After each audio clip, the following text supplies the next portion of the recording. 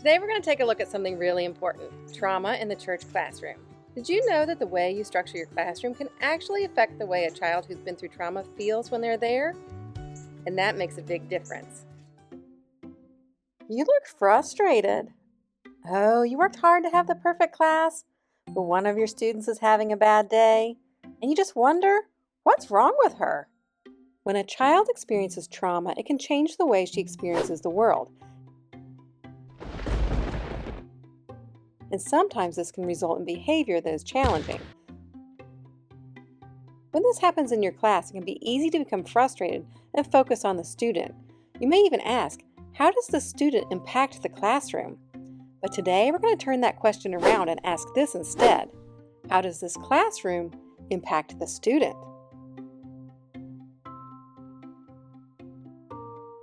Trauma-informed care is an approach to working with people that understands that most people have been through trauma.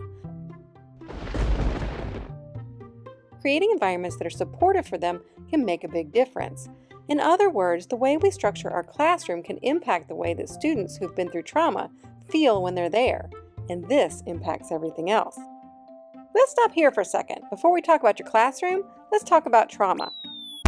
One thing that we know about it is that while kids' experiences are different, the way they feel is usually the same. Trauma makes people feel unsafe, powerless, and ashamed.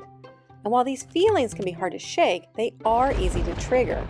And sometimes this shows up as challenging behavior. But here's the thing. By embracing the principles behind trauma-informed care and creating environments based on safety, choice, collaboration, trustworthiness, and empowerment, we can take those feelings and turn them around too, by creating a classroom where students feel safe, empowered, and accepted.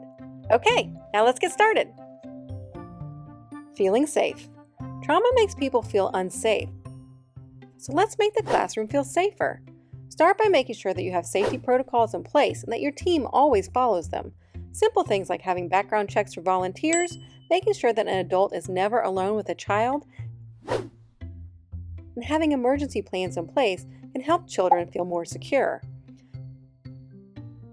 You can also promote trauma awareness. Training staff and volunteers to recognize the signs of trauma and how to respond appropriately can help equip your teams to make kids feel safer. Another way to make a place feel safe is by being predictable.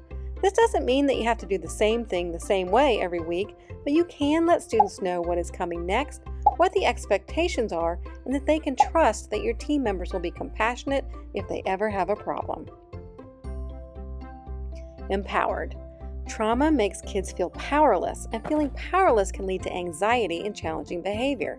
But kids don't have to feel powerless at church. You can empower them instead.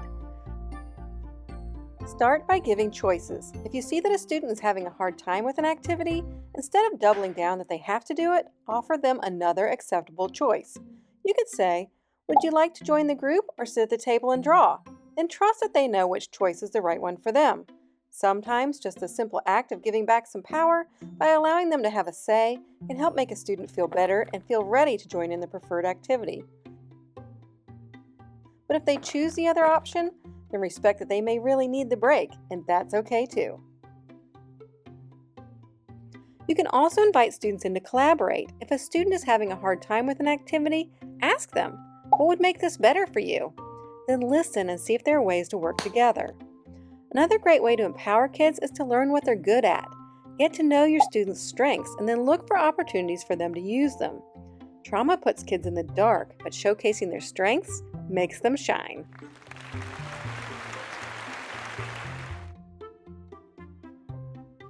Accepted. Trauma often makes people feel ashamed, and church is no place for shame.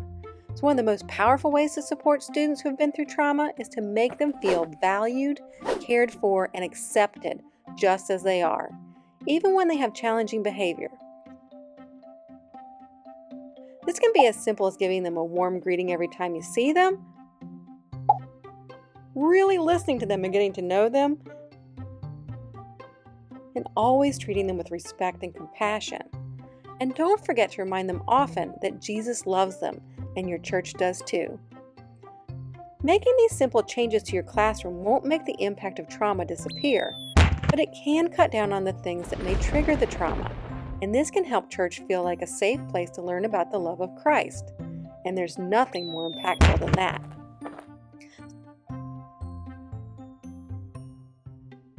So I think we learned a lot of good stuff about creating a supportive classroom. But there's one more thing before you go. If you ever find yourself focusing on a student and asking, "What's wrong with her?" stop. Because there's a much better question that you should be asking instead. What has happened to her? Trauma changes the way that kids experience the world, so we need to change the way that we think about things too. Helping them experience a safer, more empowered, and accepting world starts with us.